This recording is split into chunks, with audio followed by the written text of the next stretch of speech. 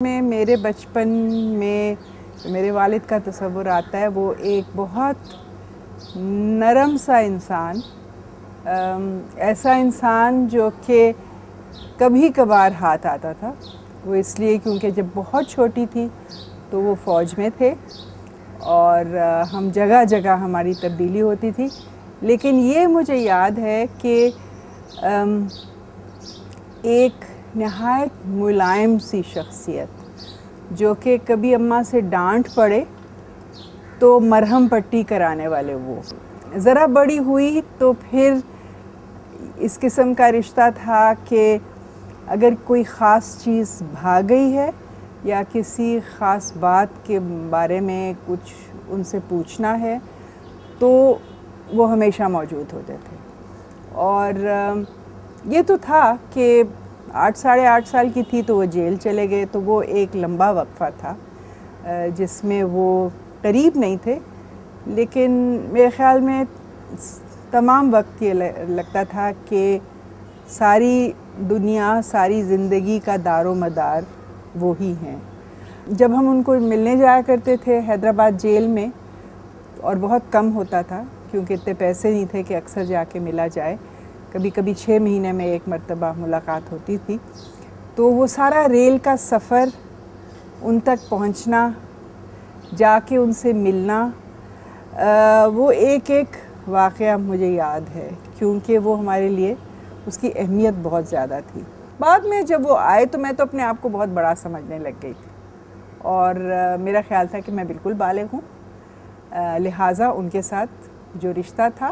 وہ بھی دوستی کا پھر رشتہ ہو گیا، برابری کا رشتہ ہو گیا۔ لوگ اکثر کہتے ہیں کہ بھئی فیض صاحب بہت بڑے آدمی تھے، بھئی ہمیں تو نہیں پتہ تھا کہ وہ بڑے آدمی ہیں کیونکہ کبھی گھر میں ان کی بڑائی جتائی نہیں گئی، نہ ہمیں کبھی احساس دلایا گیا۔ ہمارے گھر میں بہت جمہوریت تھی اور ہر ایک کا ووٹ تھا، اور اگر ووٹ سارے ایک طرف ہو جاتے تھے تو پھر وہ ہماری بات سن لیتے تھے، لیکن اکثر ان کا اور ہمارا ووٹ ساتھ ساتھ ہوتا تھا اور ہماری اماں کے خلاف ہم لوگ جو ہے مہم چلاتے تھے۔ بہت ہی ہنسمکھ، صابر، خاموش طبع،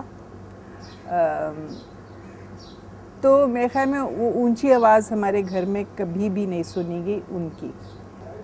میرے خیال میں کچھ شرارت کرنے کا موقع کبھی کبھی نکل آتا تھا، اور ایک دفعہ میں نے بالکل کی تھی کہ میں نے اپنی دادی کا برقع اوڑھ کے، اور 1 اپریل تھا، اپریل فولز ڈے کے لیے ہم نے سب نے سوچا کہ ابا کو بے وقوف بنائیں گے، لہٰذا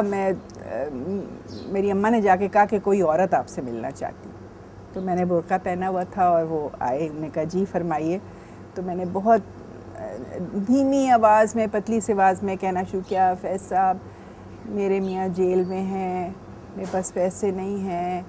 تو انہوں نے کہا جی سگریٹ پی رہے تھے، اور پھر اٹھ کے فوراً چلے گئے، اور تھوڑی دیر بعد آئے اور ہاتھ میں ان کا بٹوا تھا، چیک بک تھی، کہنے لگے فرمائیے، تو میں اب بالکل مجھ سے رہا نہیں گیا، میں جلدی سے نقاب اٹھا کر کہا اپریل فول، اور وہ اتنی حیران ہوئے، کہنے لگے گدھی۔ تو میرے خیال میں یہ واحد ایک شرارت تھی جو میں نے ان کے ساتھ کی۔ ہمارے گھر میں کبھی بھی کوئی چیز سکھائی نہیں جاتی تھی، کبھی کسی نے واعظ نہیں کیا، کبھی کسی نے تقریر نہیں کی، کبھی کسی نے کہا نہیں کہ جی یہ ہماری قدریں ہیں، یہ ہمارا اقدار ہے، یہ سب چیزیں خود بخود آپ سمجھتے تھے، آپ کی شخصیت میں چیزیں اتر گئی تھیں، کیونکہ آپ کے بزرگ جب ایک طریقے سے ایک طرز اختیار کرتے ہیں تو آپ کو کسی کو کہنے کی ضرورت نہیں ہوتی، کیونکہ کبھی ہمت نہیں ہارتے تھے، ہمیشہ پر امید ہوتے تھے، تو کبھی کبھی جب دل بیٹھ سا جاتا ہے تو پھر یاد آتے۔ اور دوسری بات، ان کی طبیعت میں جو مزاح کا پہلو تھا کہ ہر چیز میں کوئی نہ کوئی چیز ایسی مل جاتی ہے جس میں آپ مسکرا دیتے ہیں، ہنس دیتے ہیں، اور کہتے ہیں جیسا کہ ان کی عادت تھی، کبھی کبھی کہتے تھے اللہ دے گا۔ تو وہ چیز یہ ہے کہ